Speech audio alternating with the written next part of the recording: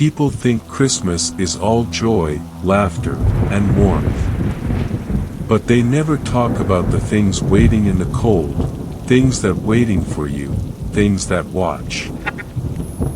Story 1. The Santa at the Mall. I'm a single mother to my 8-year-old son, Mark. When this happened, he was 5, and I was 27. I live in a house that's been in my family for generations, passed down from my grandparents. It's in the quiet part of town, surrounded by older residents who mostly keep to themselves. It's the kind of neighborhood where everyone waves politely but rarely stops to chat. Mark and I still live here today, though I can't look at it the same way after what happened. It was Christmas, a busy but magical time of year. Mark and I went to the mall to shop for gifts for our family.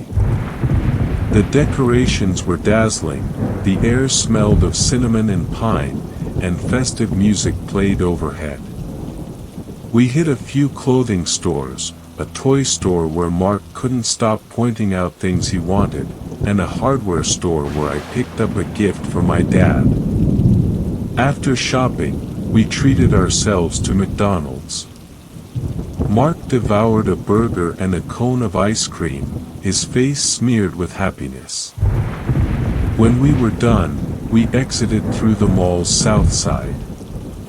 That's when we saw him, a Santa, standing just outside the doors.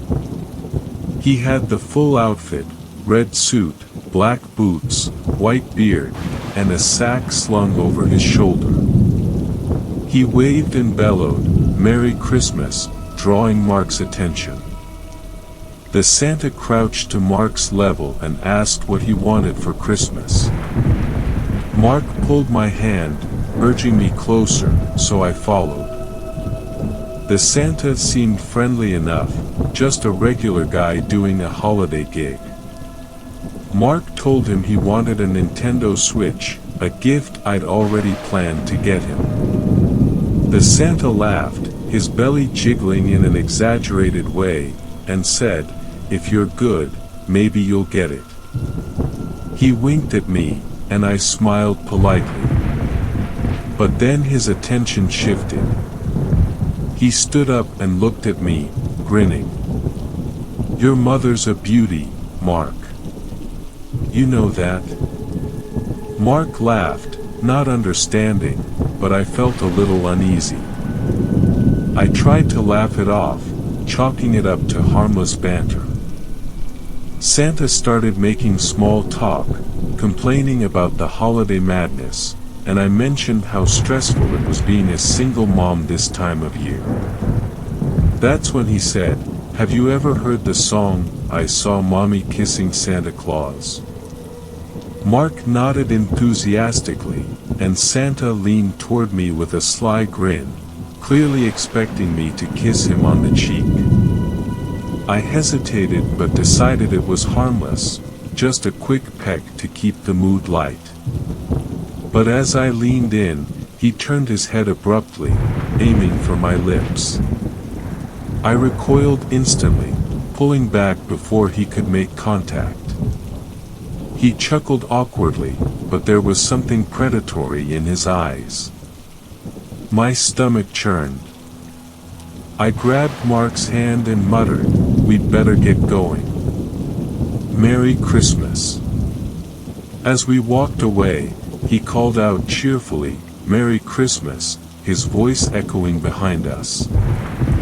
When we drove past the mall's back exit, I noticed he wasn't standing there anymore.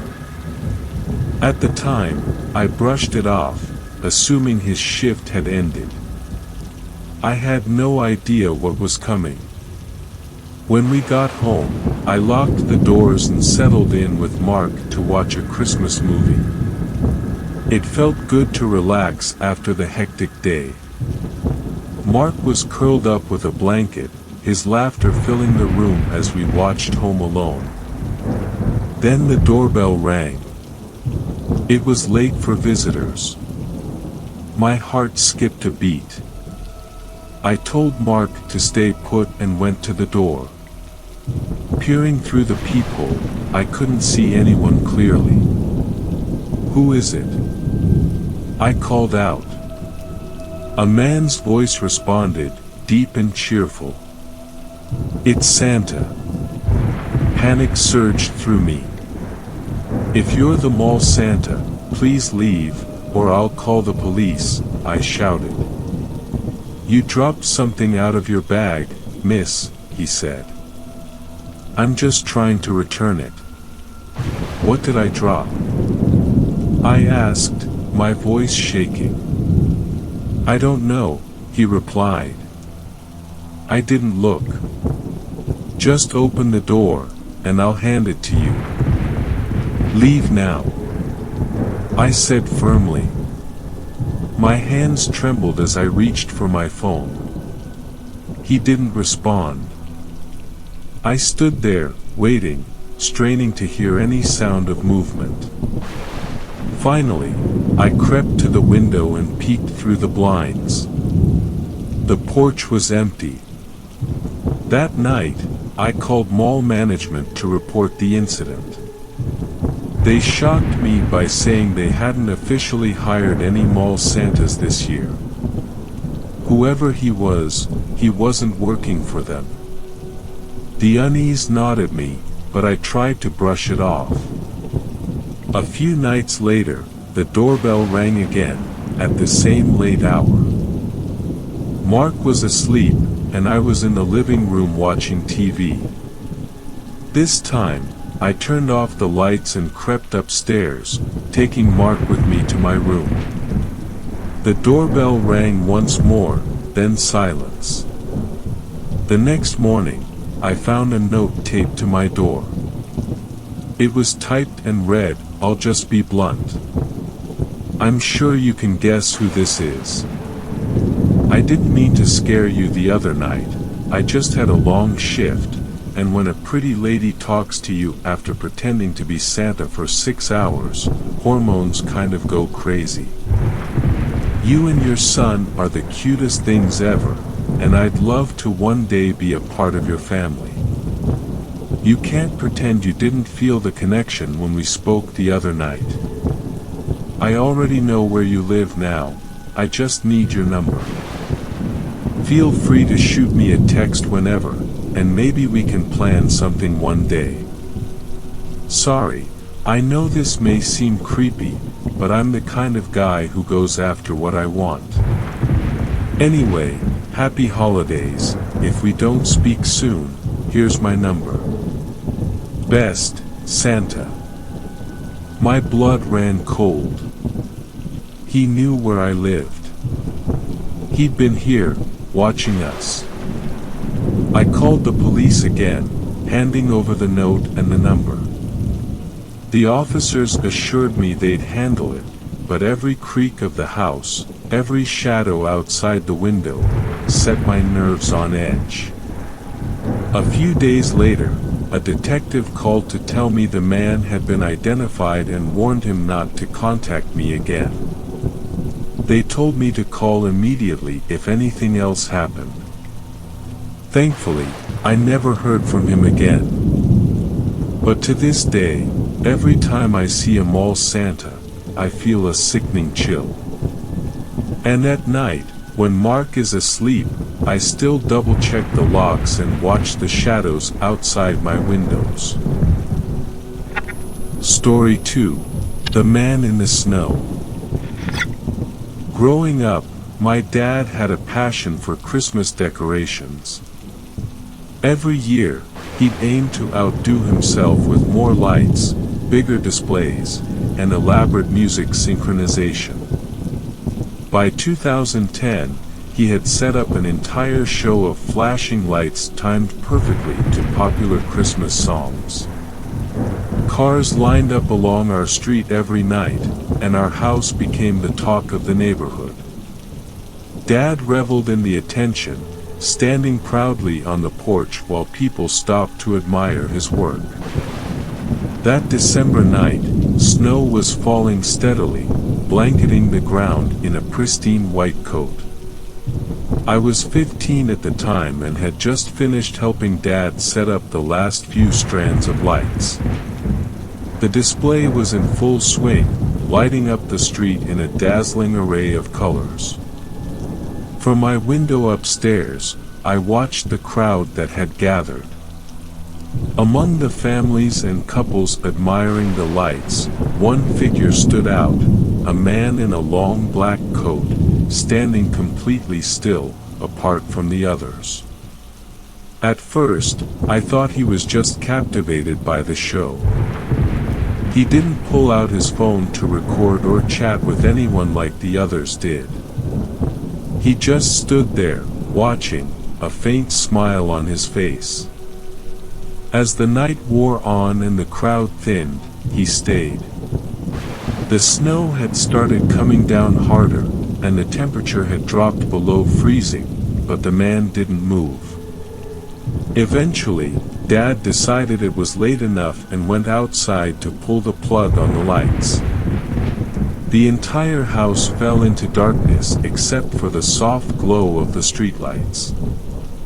From my window, I could still see the man, standing in the same spot on the sidewalk. Dad waved at him politely, but the man didn't react. He just stood there, grinning. "I think we've got ourselves a superfan," Dad joked when he came back inside. But his tone was uneasy.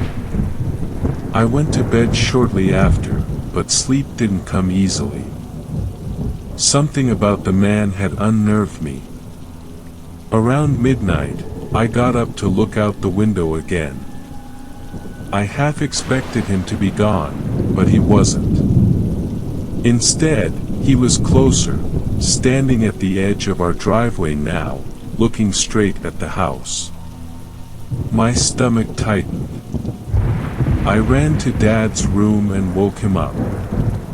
"That guy is still outside," I whispered, my voice shaking. Dad groggily got out of bed, muttering about people with too much time on their hands, but when he looked out the window, his face went pale. "Stay here," he said, grabbing his phone that I didn't listen. I followed him downstairs as he flipped on the porch light and peeked through the peephole in the front door. "He's gone," Dad muttered. I felt a moment of relief, but then Dad frowned and opened the door. That's when we saw them, the footprints. Fresh tracks in the snow led from the sidewalk all the way up to our front door. The man had been standing right there, just inches from the house. "Go back upstairs," Dad said firmly. He stepped outside, scanning the street. I didn't argue. I rushed back to my room and locked the door. That night, I barely slept. I kept hearing noises, the faint creak of the stairs, the sound of the wind rattling the windows.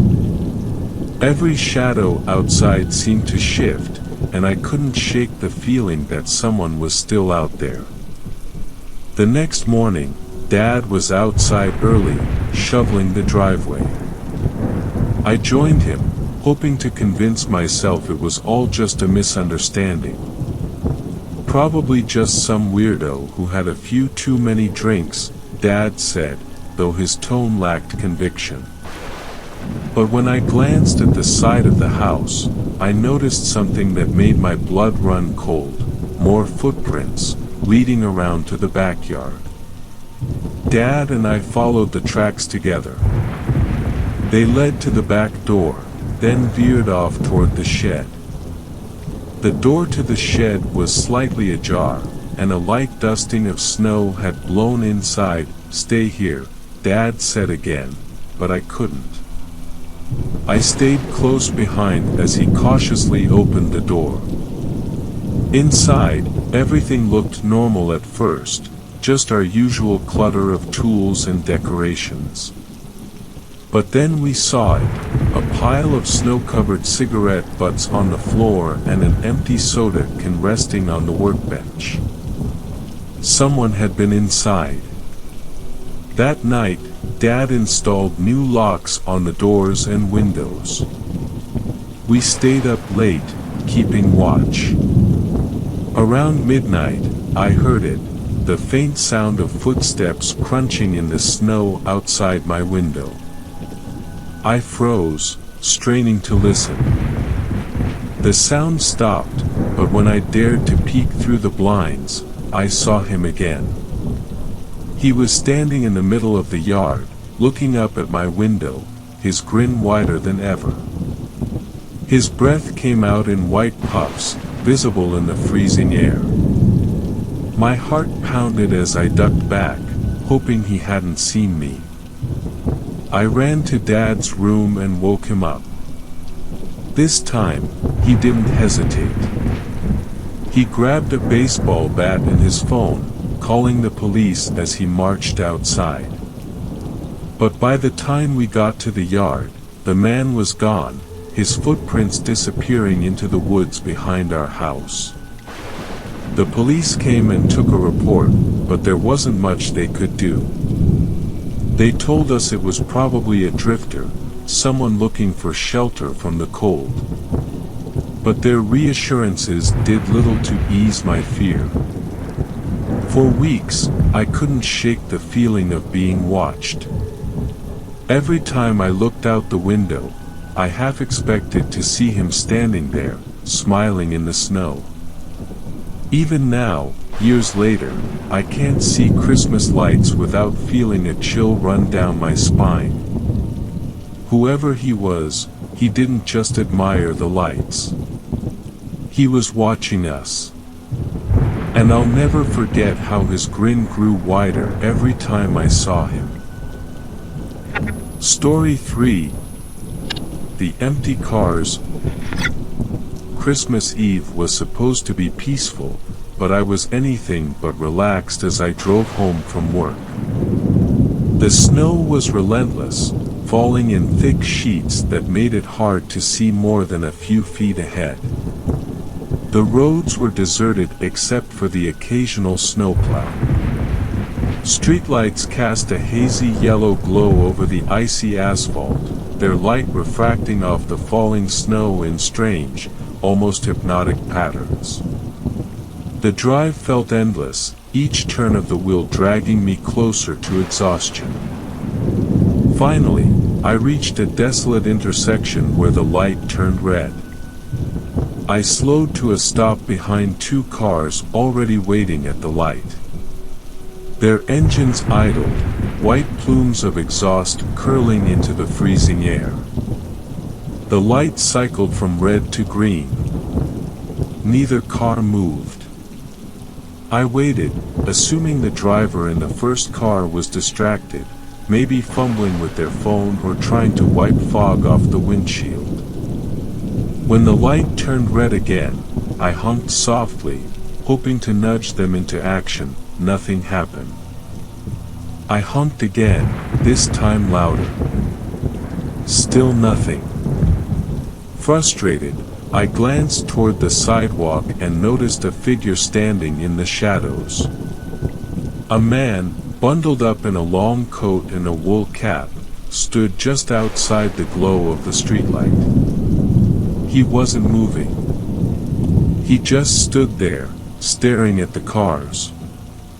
Something about his stillness unsettled me, but I shook it off.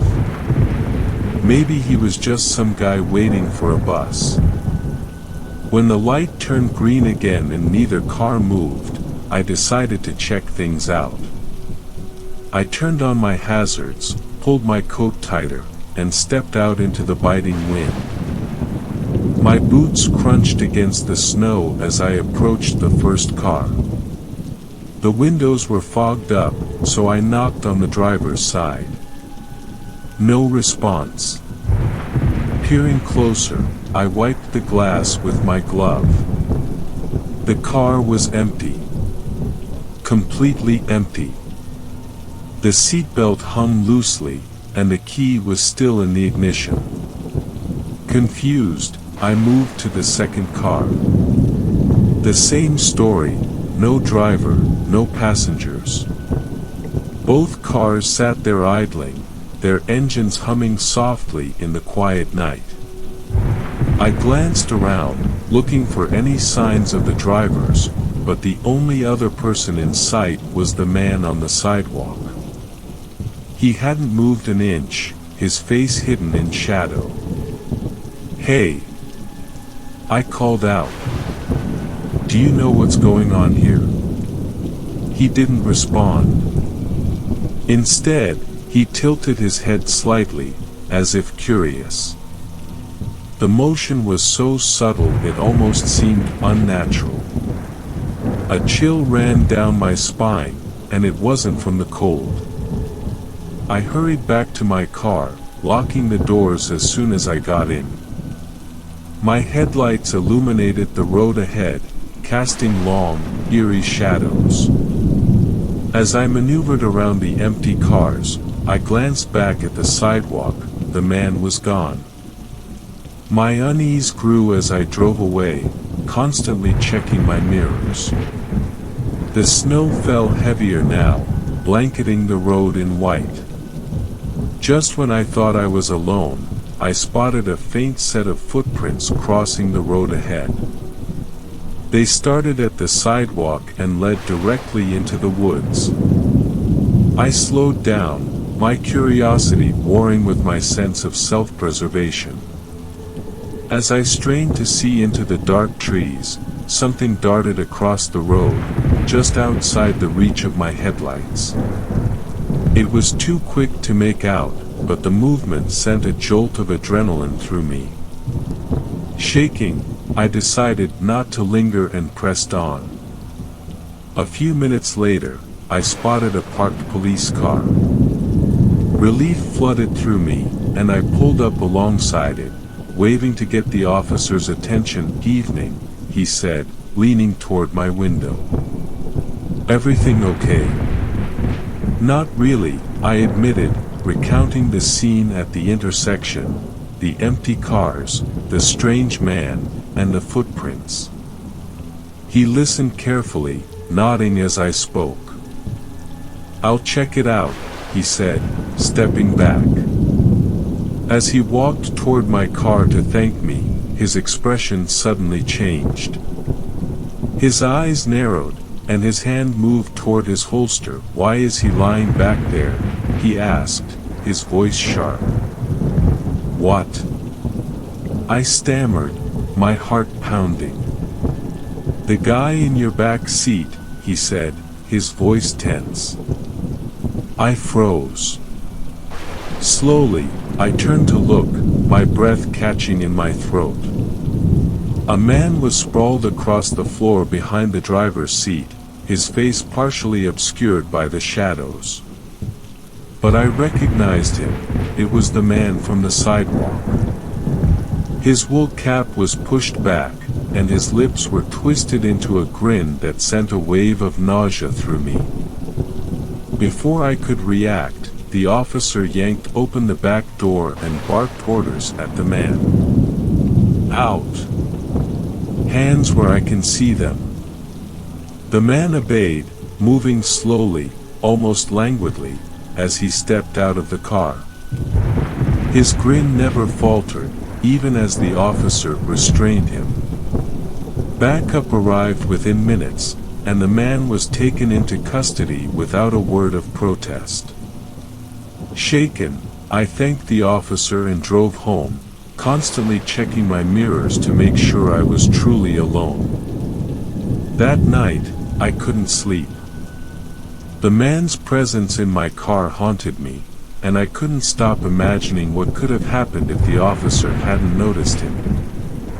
How long had he been back there? Had he been watching me at the intersection, waiting for the right moment to climb in? And worst of all, what was his plan? The police said they'd hold him overnight and investigate further, but when I called the next day to check, they said he wasn't carrying any ID. He refused to speak, offering nothing but a smug silence. Without a solid charge, they released him. The thought that he might have followed me home made my skin crawl. Every creak of my house that night sounded like footsteps. I triple-checked the locks and windows, leaving the lights on in every room, terrified of seeing his face at the window again. Even now, I shudder to think how close I came to something far worse. If the officer hadn't stopped to check my car, if I hadn't waved him down, that creepy man might have followed me home, lurking in the shadows, waiting for his moment. I'll never know why he chose me or what he intended to do, but I'll always wonder how far he might have gone. Story 4. The Neighbor Next Door. My wife and I live in a duplex in Queens, New York, a cozy little place we've called home for the past 4 years. The neighborhood is relatively quiet for the city, with friendly enough neighbors and a few kids playing on the sidewalks during the day. Around mid-December, I noticed some new tenants moving in next door. It was 2 middle-aged women, and from what I could tell, they were sisters. I didn't catch much about them during their move except that they seemed to keep to themselves. My wife suggested we introduce ourselves, but between holiday preparations and work, we never got around to it. Finally, a few days before Christmas Eve, I bumped into one of the women while taking out the trash. She introduced herself as Frances, and though she seemed polite, there was something rushed about her demeanor, like she didn't want to linger. She said a quick hello, apologized for being in a hurry, and disappeared back into the house before I could ask her much. On Christmas Eve, we were hosting a small family dinner. The house was warm, filled with laughter, and the smell of baked ham and cinnamon wafted from the kitchen. Everything was going smoothly until we heard the sound of the front door jiggling. It wasn't a knock or the doorbell, just the handle being turned, as if someone was trying to push their way in. Startled, I went to the door and opened it, but no one was there. The snow on the stoop was undisturbed, but just as I was about to close the door, I spotted a woman walking down the sidewalk. She turned her head to look at me. It was one of the sisters. I figured she might have gotten confused about which door was hers and called out to her, but she didn't respond. She just kept walking, muttering something under her breath. Her movements were jerky, her head bobbing slightly as she shuffled away. Weird, I thought, but I chalked it up to an innocent mistake. Later that night, after dinner, I was washing dishes in the kitchen while the family relaxed in the living room. The house was quiet, aside from the faint sound of a Christmas movie playing in the background. That's when I heard it, the unmistakable sound of the front door creaking open, followed by the soft thud of it closing again. I froze. My first thought was that it was one of the kids messing around, but when I stepped into the living room, everyone was still there. Did someone open the door? I asked, trying to keep my voice calm. No, my wife replied, looking up at me, puzzled. I felt a chill run down my spine. Slowly, I turned toward the hallway that led to the front door. That's when I noticed it, the faint sound of footsteps coming from inside the house. Heart pounding, I walked cautiously toward the sound. The living room fell silent as my family watched me. I turned the corner into the hallway, and there she was. One of the sisters, the same woman I'd seen outside earlier, was sitting in my recliner, staring blankly at the wall. She was muttering to herself, her lips moving rapidly, though no clear words came out. Her hair was disheveled, and her hands trembled slightly as they gripped the armrests. For a moment, I was too stunned to speak. Can I help you?" I finally managed to ask.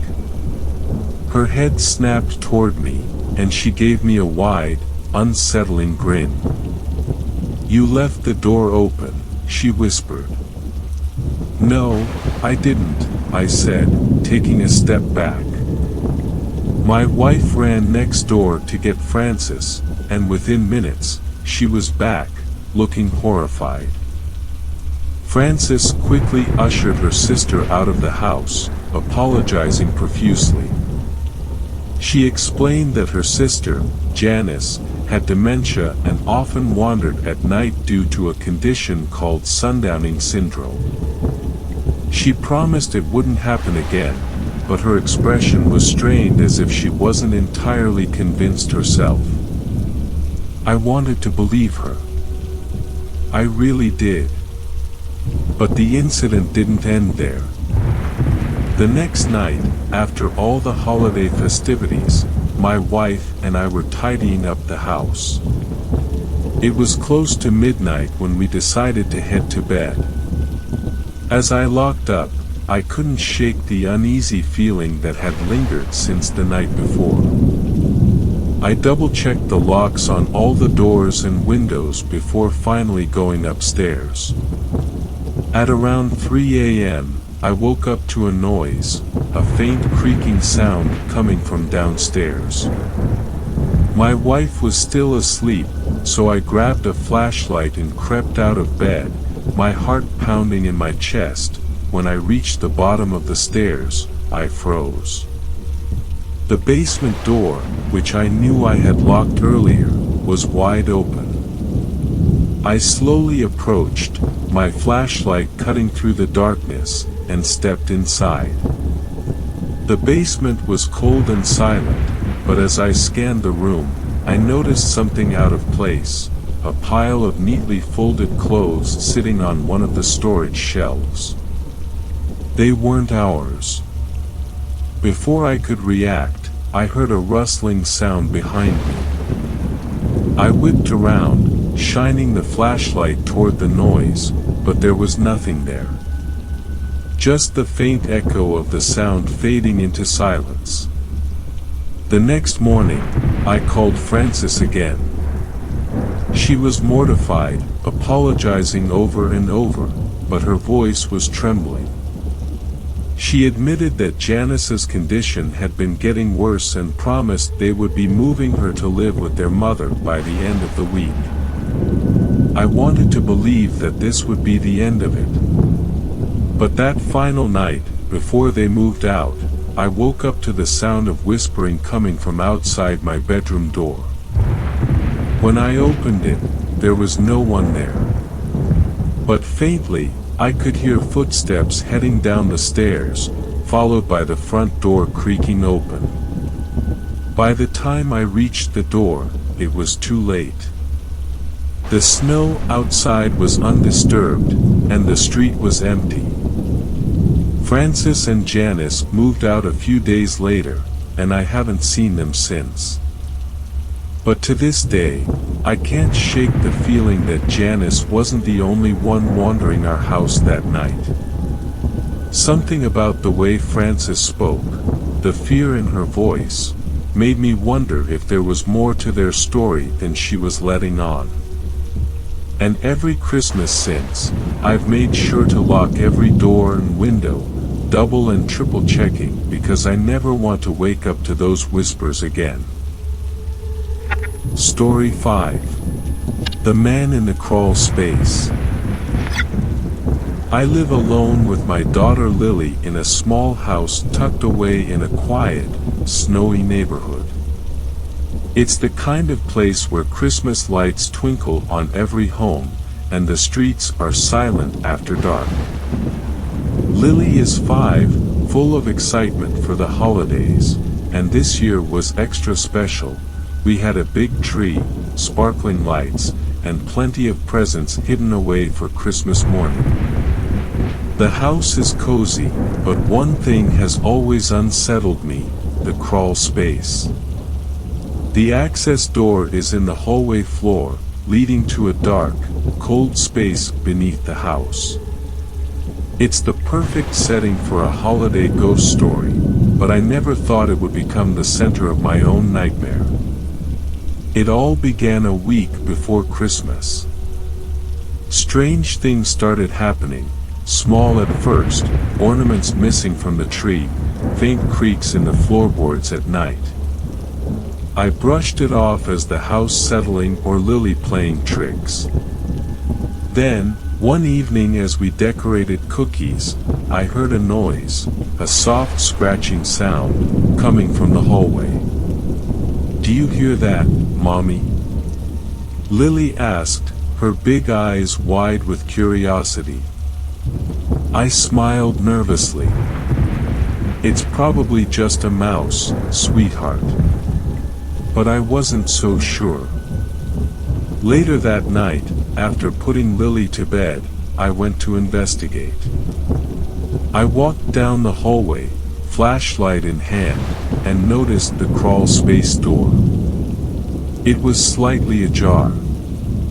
My stomach turned. I knew I had locked it. I crouched down, holding my breath as I pushed the door shut and latched it tightly.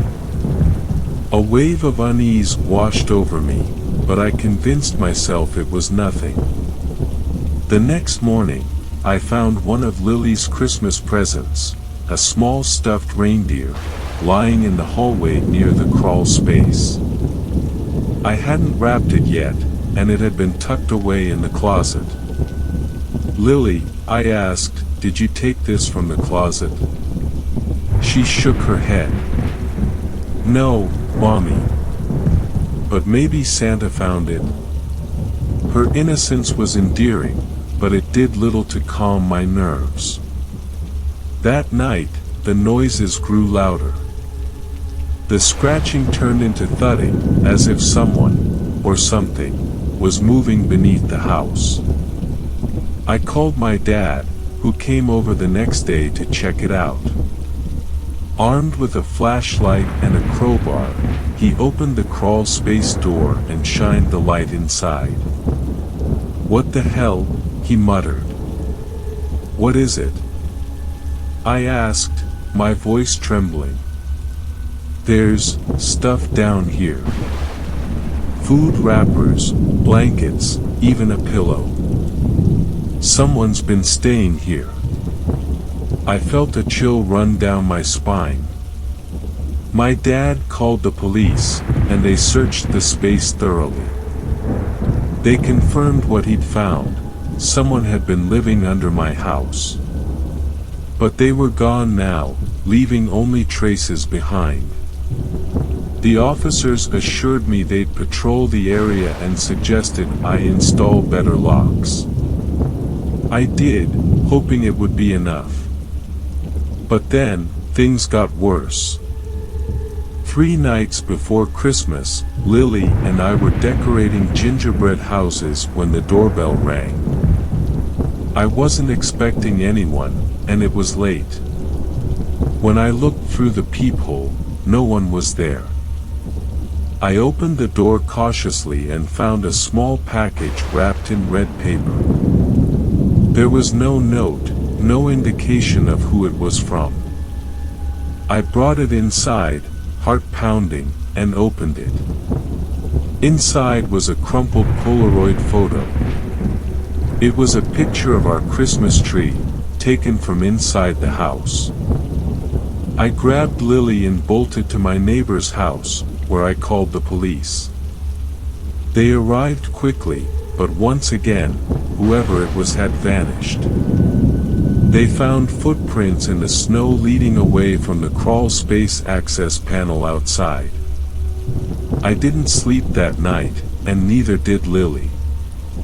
On Christmas Eve, I tried to make the night special for her despite my anxiety. We baked cookies for Santa, read holiday stories, and set out milk and carrots. I double-checked all the locks and kept a bat by my side. Around midnight, as I sat by the tree wrapping the last of Lily's presents, I heard it, the faint sound of bells jingling. My heart raced. It wasn't coming from outside, it was coming from the hallway. I grabbed the bat and crept toward the sound. The crawl space door was open again. My breath caught as I saw a pair of dirty, scuffed boots sticking out from the opening. "Get out of my house!" I screamed. The figure froze, then slowly backed down into the crawl space. I slammed the door shut and called the police, my hands shaking so badly I could barely hold the phone. When they arrived, they searched the crawl space one last time and found him, a man in his 40s, disheveled and reeking of sweat and urine.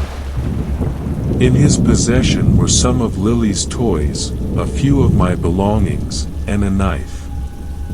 He muttered something as they dragged him out. I just wanted to be part of the family. It turns out he'd been living under my house for weeks, watching us through the cracks in the floorboards, waiting for his chance. Lily doesn't remember much about that Christmas, and I've done my best to keep it that way. But for me, the season will always carry a shadow. No amount of holiday cheer can erase the memory of the man in the crawl space, or the way he whispered, "Merry Christmas," as they took him away. Story 6. The Carolers of Black Hollow Lane. My name is Michael, and this happened when I was 12 years old. My family had just moved to Black Hollow, a quiet village where time seemed to stand still. Snow fell heavy there, covering the crooked houses and narrow lanes in a blanket of white. My parents, Christmas fanatics, said it was the perfect place to start over. But there was something wrong with Black Hollow. I felt it the moment we arrived, as if the village itself was holding its breath. Our new house sat at the edge of the woods, right where the road turned into an old, overgrown trail known as Black Hollow Lane. The locals avoided the place, though nobody would tell us why. They just glanced nervously at the trees and mutter about old stories, before quickly changing the subject.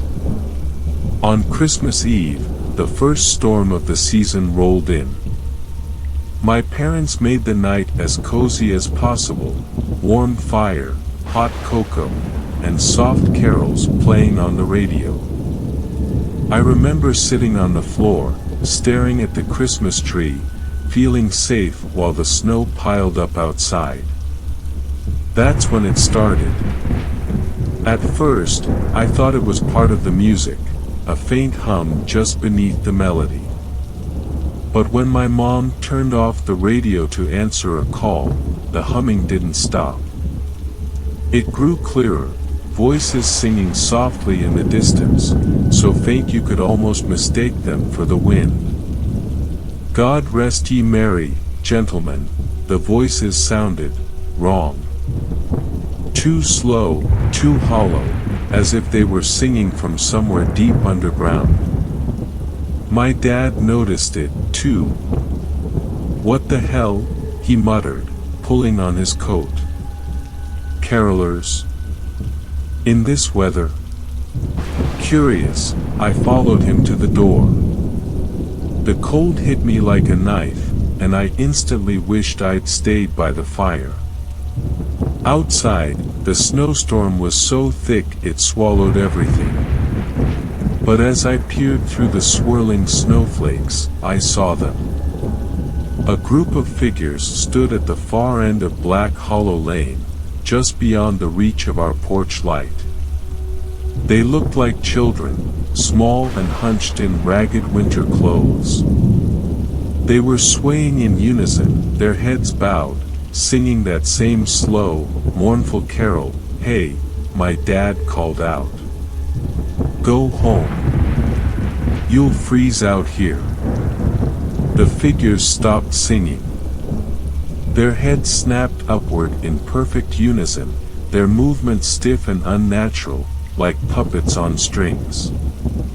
Though I couldn't see their faces, I could feel their gaze, cold and hollow, like something looking through me. "Go back inside," my dad whispered suddenly, pulling me back. He slammed the door and locked it, his face pale. "Just kids playing tricks," he said, though he didn't sound convinced, but the singing returns. We tried to go back to normal. My mom laughed nervously, my dad poured himself a drink, and I sat by the fire, pretending everything was fine. But it wasn't.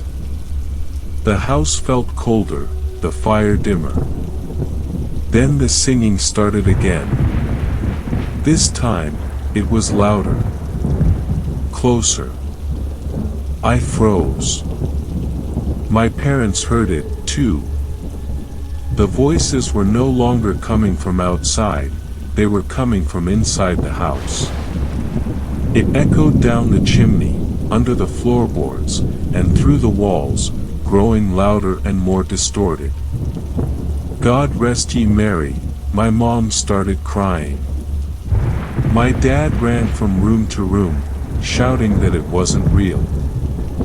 I stayed frozen in place, listening. That's when the scratching began.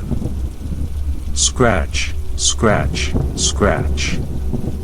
It came from the windows, all of them. I turned toward the living room window and my stomach dropped. Tiny handprints, hundreds of them, were pressing into the frost-covered glass from the outside, little smudges, like they were clawing to get in. Then I saw them. The figures were standing just outside the window, faces pressed to the glass. Their scarves and hoods hid their features, but I could see their mouths, wide, unmoving smiles stretching too far across their faces. Their breath fogged the glass as they whispered, almost sweetly, "Sing with us." I stumbled backward, screaming. My dad rushed in, but the moment he looked at the window, he froze, his eyes wide and glassy.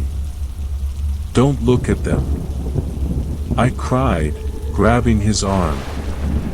The voices grew louder, the scratching more violent.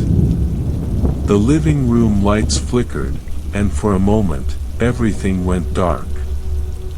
When the lights came back on, one of them was inside the house. It stood in the corner of the room, small and hunched. Its coat was torn, its scarf stained with something dark.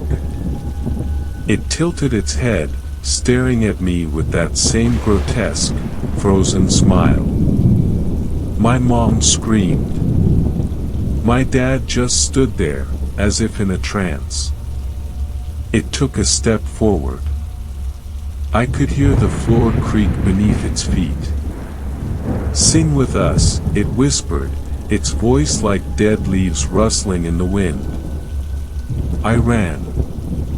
I don't remember much after that, just the sound of my mom sobbing, my dad shouting, and the voices singing louder and louder until it felt like they were inside my head, clawing at my thoughts. I bolted up the stairs, my feet slipping on the wooden steps as the singing chased me. I slammed my bedroom door shut and shoved my dresser against it, my hands trembling so badly I could barely grip the furniture. Outside, the voices harmonized into a single, bone-chilling chant, "Sing with us." Through the gap beneath the door, I saw the flickering shadows of their feet, small, uneven, and unnaturally twisted. They scratched at the wood, whispering the carol over and over. My mind screamed at me to do something, but my body refused to move. I curled up in the corner, covering my ears, trying to block out the sound. Then everything went silent. For a moment, the only sound was my ragged breathing. The scratching had stopped. The singing was gone. I dared to hope it was over. But then I heard it, a soft creak from behind me. I turned slowly, my blood running cold. One of them was standing in my room. It didn't move.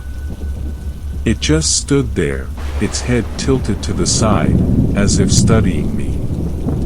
Its wide, unnatural smile stretched even further, splitting its pale skin like cracked porcelain. Its voice was a whisper, faint and haunting.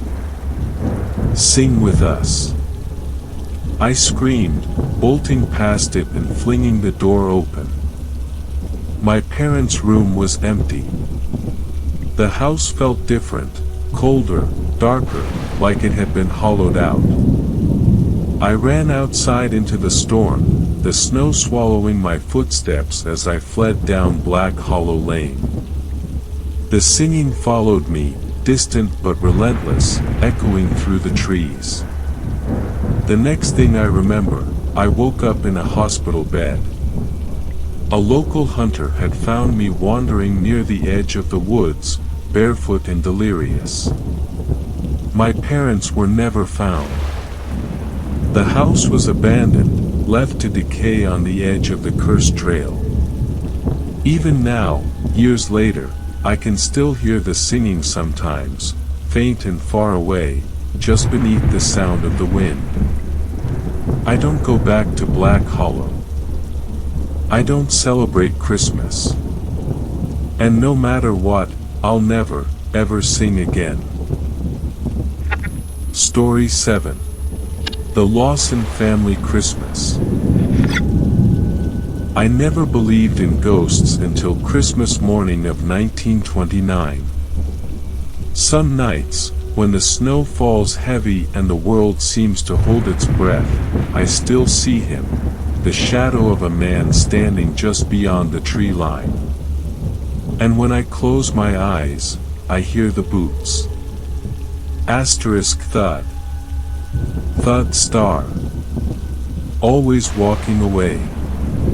The Lawson family lived just past the ridge on a small tobacco farm. Stokes County was no place for luxury, but we had a quiet life back then. Charlie Lawson, Old Charlie, as some folks called him, wasn't exactly friendly, but he was a hard worker. People respected him for that, though we all agreed there was something off about him. It wasn't anything you could put into words. A feeling, really. The way he sometimes stared past you instead of at you. Like you weren't there. I knew the family well enough. James Lawson, the oldest boy, was my friend. We played ball together in the fields during the summer, sweat-soaked and caked in dirt. I ate at their table more than once, and Fanny, Charlie's wife, was always kind. The younger kids, Marie, Carrie, Mabel, little James, and baby Mary Lou, were sweet, curious kids, running barefoot in the grass, faces smudged with blackberry juice. Nothing about the Lawsons seemed broken until that winter. It started on Christmas Eve. My mother sent me into town to pick up sugar and flour, and as I passed the photo studio, I saw them. The whole family, dressed in stiff new clothes, unnaturally clean, like dolls in a shop window. Charlie stood off to the side, shoulders squared but stiff, his hat clutched tightly in one hand. The others were smiling faintly, timid, like they weren't sure if they were supposed to be happy. I stayed outside, watching through the frosted glass. At one point, Charlie turned his head, and I swear he looked right at me. His eyes were empty, flat as dirty pond water. Something about it chilled me worse than the wind. I hurried back home. That night, James came by to see me. I could tell something was on his mind, the way he kicked at the snow and kept his hands buried deep in his coat pockets. "Pa's actin' strange," he muttered, eyes fixed on the ground. "Strange how?" James shrugged, but his voice trembled just enough for me to notice. "He bought oranges today. Gave one to each of us. Even Mary Lou. You ever seen him do that?" I hadn't. I didn't say so, but it didn't sit right with me. Oranges were a rare thing, something you might get in town if you were lucky. Charlie wasn't the kind of man to waste money on luxuries. Not for himself, and certainly not for his kids. James shook his head and looked toward the dark outline of the ridge. "He's been real quiet too. More than usual." Ma asked him what was wrong, and he just looked at her, didn't say a word. I think, his voice trailed off like he was afraid to finish the thought. I didn't press him. Some things were better left unsaid. The next morning was Christmas, and I woke early to a sky of bruised gray clouds. Snow had fallen again during the night, piling thick on the roads and rooftops. My mother handed me a bundle of gingerbread wrapped in brown paper and told me to take it over to the Lawsons that I didn't want to go. I can't explain why, but dread sat heavy in my chest like my body knew something my mind didn't. Still, I grabbed my coat and headed out. The snow was deep, swallowing my boots with every step. By the time I reached the Lawson house, my nose was numb, and my breath came out in thick puffs of white. Everything was quiet. Too quiet. The first thing I noticed was the boot prints leading away from the house. Deep, heavy impressions in the snow, like someone had walked straight into the woods and never looked back. The front door was ajar, creaking softly in the cold wind. I hesitated on the porch, the gingerbread growing damp in my hands. "Hello? Fanny? James?" No answer. Slowly, I pushed the door open. The smell hit me first, thick and metallic, like rusted iron. Blood. A lot of it. I stepped inside, and my boots sank into something warm and sticky. My stomach twisted as I looked down.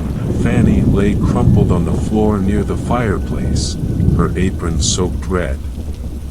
Her head lolled at an unnatural angle, and in her arms was little Mary Lou, her tiny face pale and still. The gingerbread slipped from my hands and hit the floor with a soft thud. I wanted to run. I should have run. But something made me stay. A soft creak echoed from the back of the house. Slow, deliberate footsteps, like someone moving just out of sight. I turned the corner and froze. It was Charlie. He stood near the back door, the shotgun still clutched in his hands. Blood splattered his shirt and face, and his eyes, God, his eyes, were empty. Hollow. He was muttering under his breath, low and feverish, like he was talking to someone who wasn't there. Had to make it right, had to do it. Our eyes met, and for one terrible second, I thought he might raise the gun. But he didn't. Instead, he turned and walked out the back door, his boots crunching over the snow.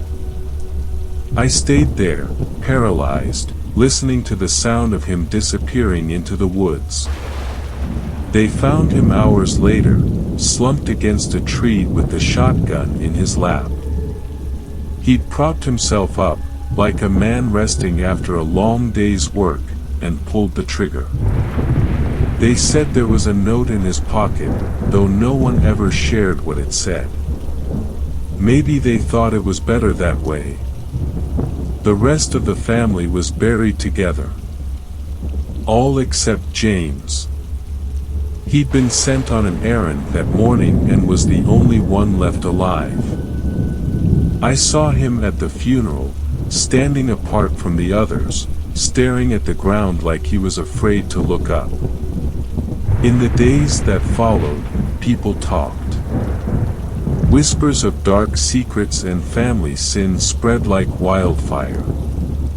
Some said Charlie was driven mad by the weight of it all. Others claimed he'd been cursed.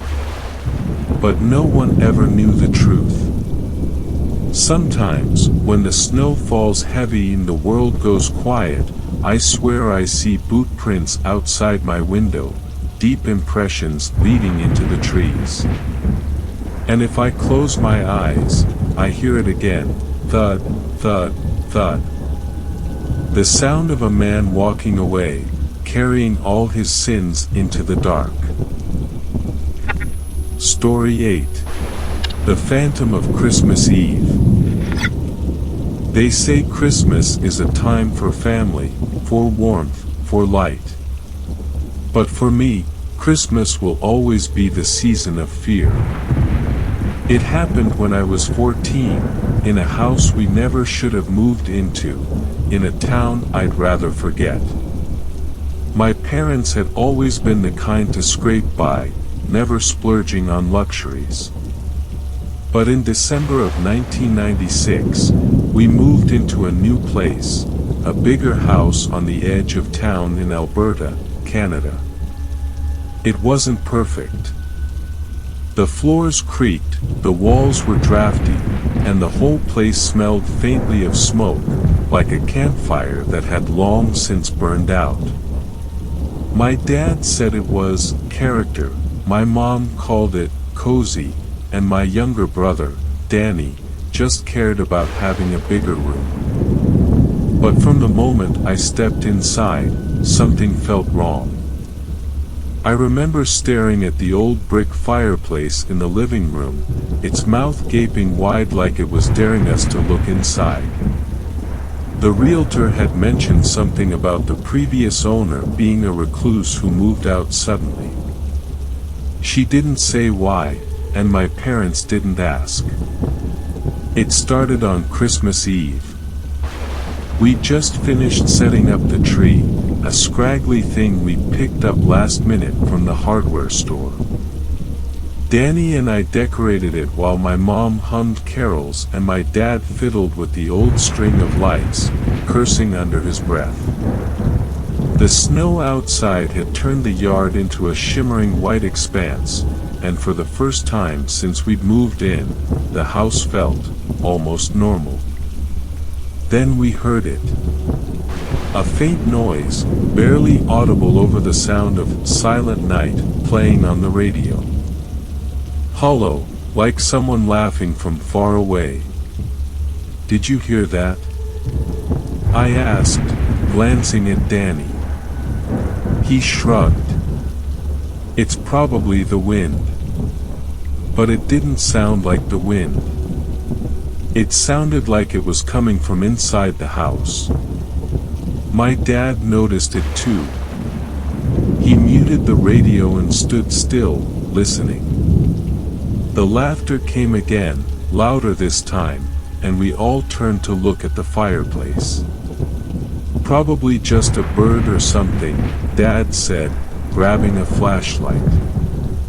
I watched as he crouched down, peering up into the chimney. The beam of light disappeared into the darkness, illuminating only soot-streaked bricks and cobwebs. There's nothing up there, he said after a moment.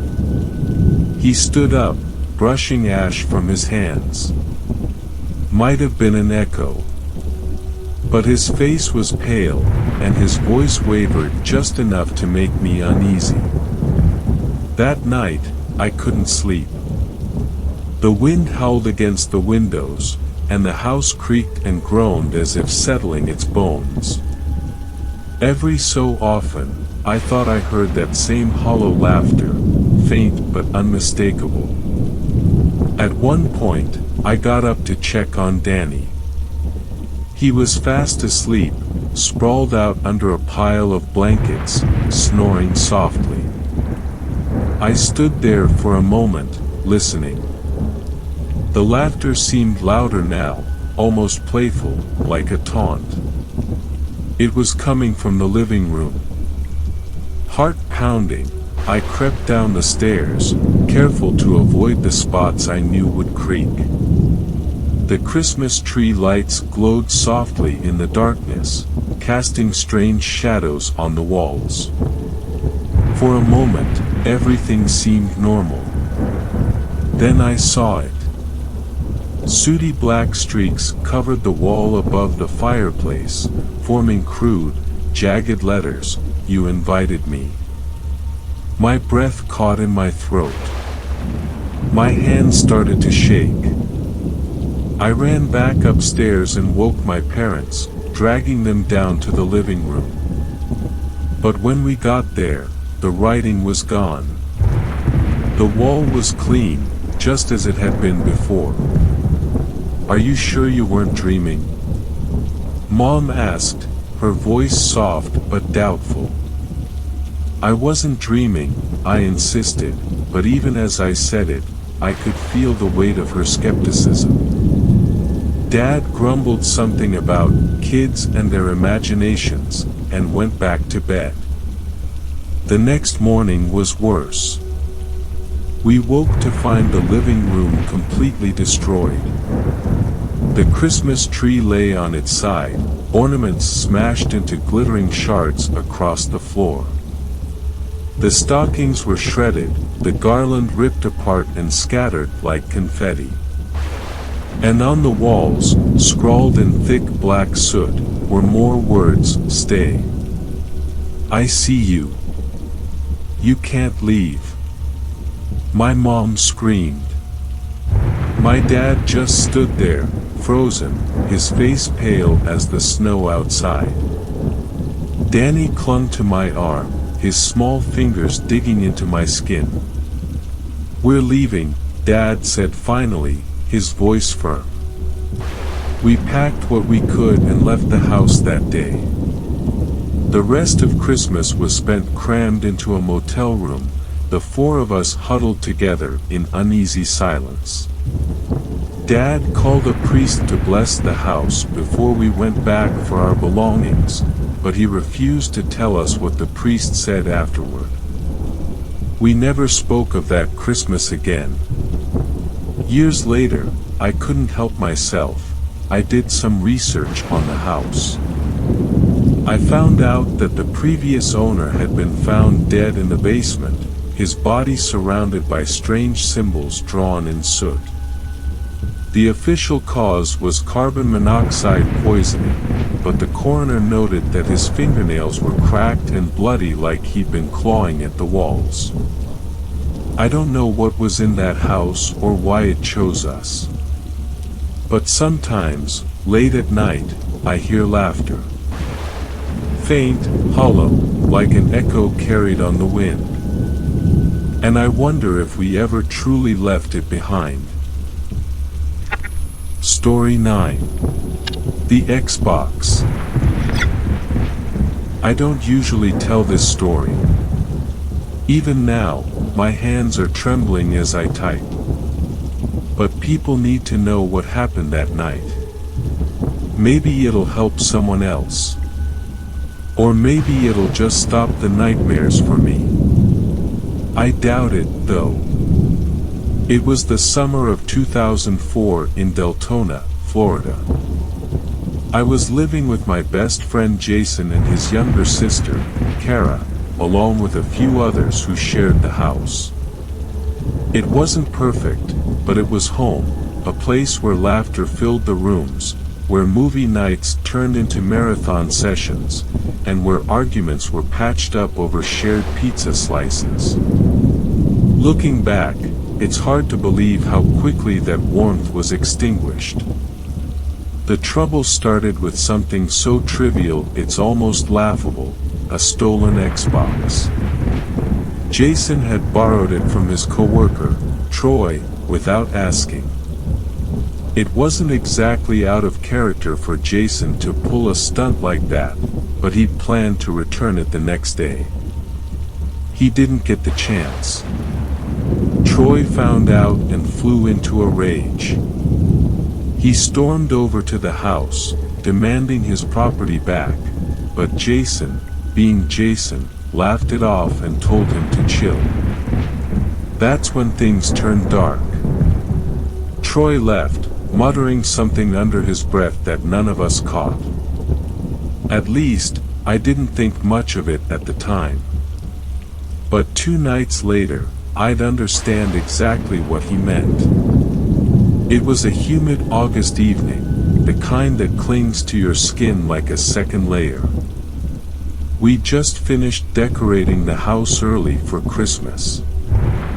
Don't ask me why. Jason was obsessed with the holiday and thought it would be funny to put up a tree in the middle of summer.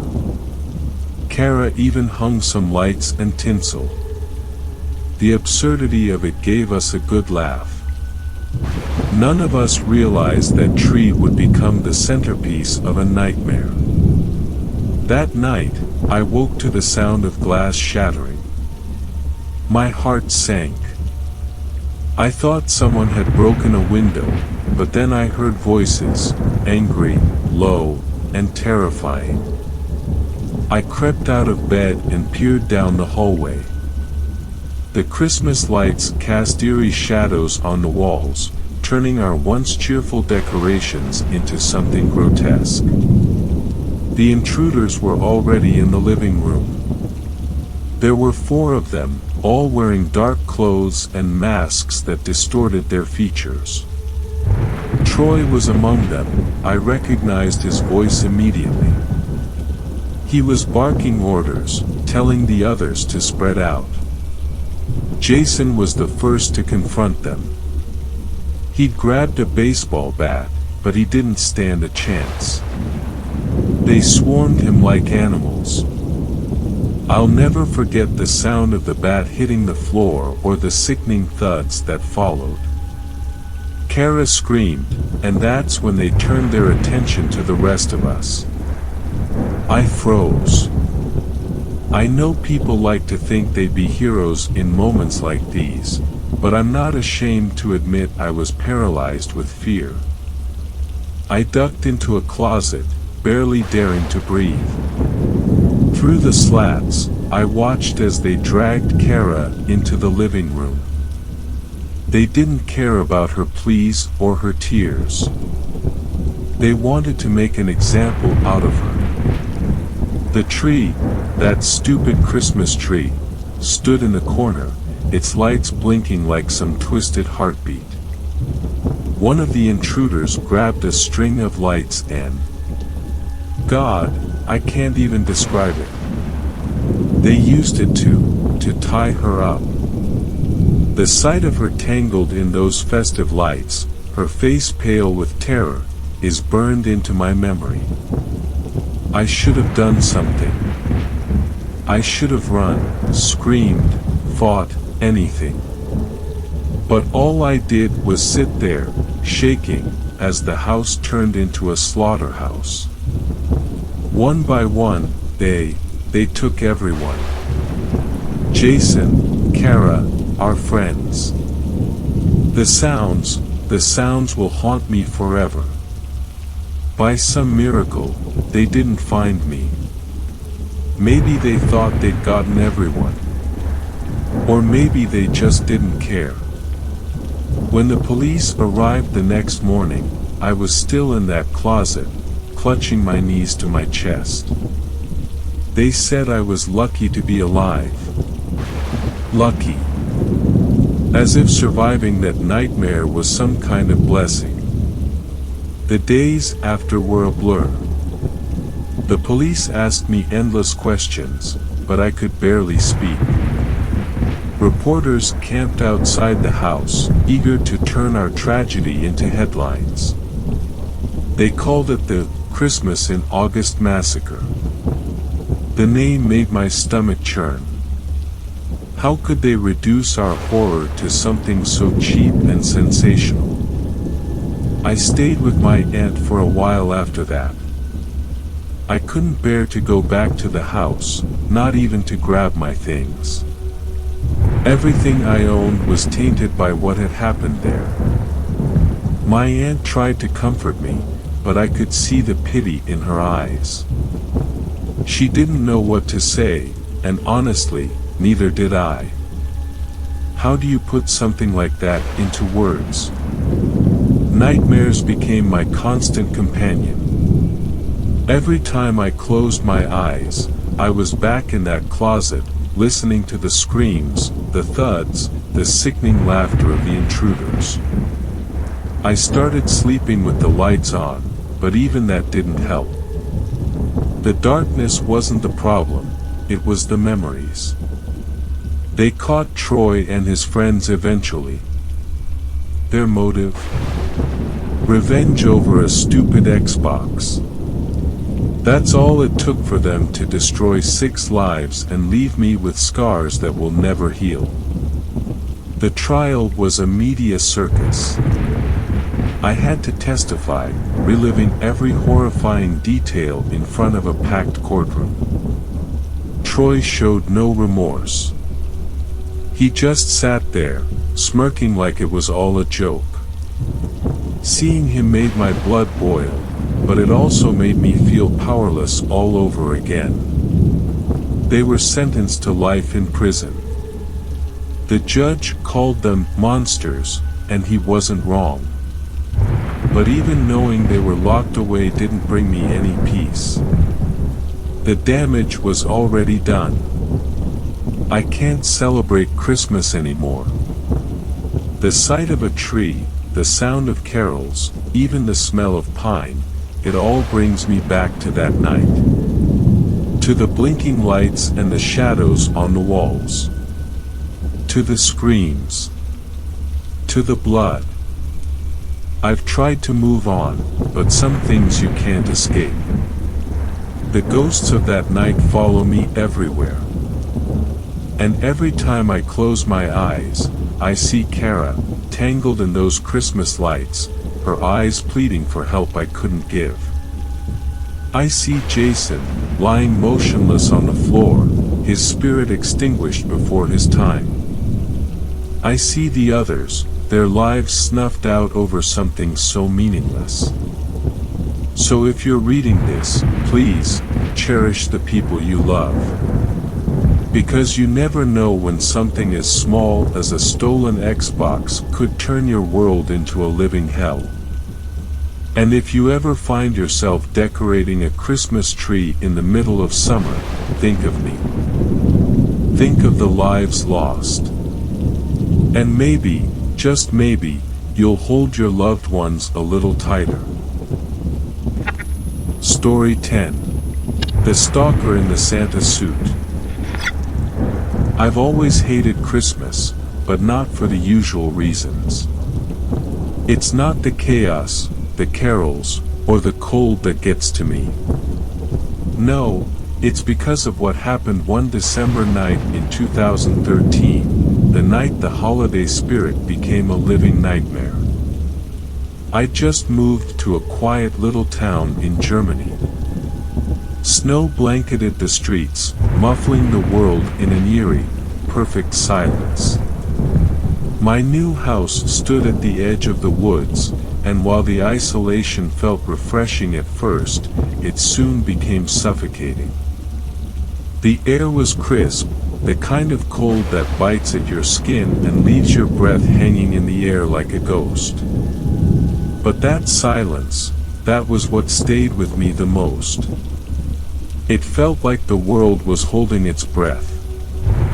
The first time I saw him, I was coming home from work. The air stung my cheeks as I fumbled with my keys, bags of groceries slipping from my hands. That's when I noticed him, a man in a Santa suit, standing motionless across the street. His face was hidden in shadow, but his posture was unnerving, rigid, almost statuesque. I forced a laugh. Probably some neighborhood prankster, I thought. Still, the weight of his gaze lingered long after I'd closed the door. The memory of his stillness haunted me, though I tried to convince myself it was nothing. Yet, when night fell, I couldn't shake the feeling of being watched. The next morning, I stepped out to find a small box on my porch, wrapped neatly in red paper with a bow. A festive touch, though it felt out of place. Curious, I opened it. Inside was a doll, its porcelain face cracked, its head severed from the body. My stomach churned as I unfolded the note beneath it. You can't escape. A shiver ran down my spine, but I brushed it off. Kids playing tricks, I told myself. That evening, though, the figure returned. This time, he stood at the edge of my yard, closer than before. The suit that once looked cheerful now seemed filthy, the white trim stained a sickly yellow. He didn't move. He didn't wave. He just stared. The gifts kept coming. A bundle of twigs bound by a ribbon, darkened with something that might have been blood. A snow globe, its glass cracked, the miniature Santa inside distorted, his painted smile far too wide. Each note carried the same message: you can't escape. I tried to tell the police, but they dismissed it as a harmless prank. It's Christmas, they said. People do strange things. Their indifference only made the dread grow. I installed cameras around the house, desperate for proof, but every morning, the footage was useless, nothing but static. Then, one freezing night, I woke to a sound downstairs. Not the creak of settling wood or the rustle of wind, but something deliberate. Heavy, shuffling footsteps. My throat tightened as I grabbed the baseball bat by my bed. My heart was pounding so loud I thought it might wake the entire street. The living room was empty when I got there, but the front door was ajar. Snow had drifted in, and sitting in the center of the room was another gift. Larger this time. My hands trembled as I peeled back the paper. Inside was a mirror, its surface cracked and foggy. As I stared into it, I saw him, Santa, standing just behind me. His gloved hand reached out, impossibly close. I spun around, bat raised, but there was no one there. No footprints in the snow, no sign of forced entry. Just the faint, acrid smell of pine and decay lingering in the air. My blood turned cold. By dawn, I was gone. I packed whatever I could carry and drove until the house was a memory in my rearview mirror. I rented a new place in another town, far from the woods. For months, I convinced myself it was over, that it had all been some bizarre hallucination. Until February. I stepped out of my new house one morning and froze. Across the street, he stood again. His suit was even dirtier now, the once bright red faded to a sickly maroon. This time, he raised a hand and waved, slow and deliberate. My stomach twisted as I noticed another gift on my porch. The note inside read, "I told you." I moved again. Another town, another start. This time, I went to great lengths to stay anonymous. I deleted my social media, changed my name on official records, and even paid in cash wherever I could. But it didn't matter. He always found me.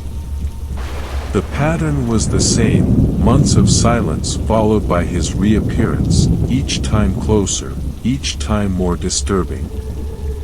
One night, I tried to fight back.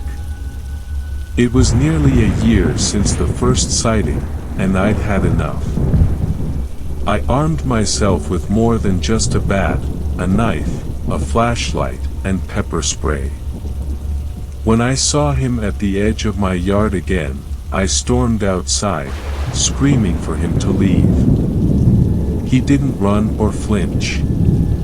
He just tilted his head, as if amused. I threw the knife. It sailed through the air and should have struck him square in the chest, but instead, it passed through him like smoke. He faded, dissolving into the shadows, leaving only the faint echo of a laugh that chilled me to my core. The gifts grew worse. Animal bones wrapped in paper. Photographs of me taken from angles I couldn't comprehend, as though he'd been in the room with me.